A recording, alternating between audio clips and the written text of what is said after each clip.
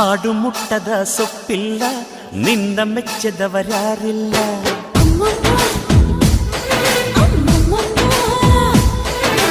ಜೇನಿಗಿಂತ ಸಿಹಿ ಬೇರಿಲ್ಲ ನಿನ್ನ ಮುದ್ದಿಗಿಂತ ಸಿಹಿ ಬೇಕಿಲ್ಲ.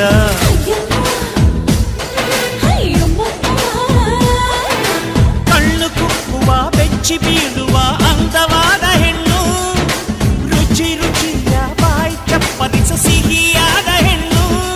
ಅಯ್ಯೋ ತಿಂದು ಬೇಗಿದರು ಆಸೆ ತೀರದ ಪಂಚಾಮೃತ ಇವಳು.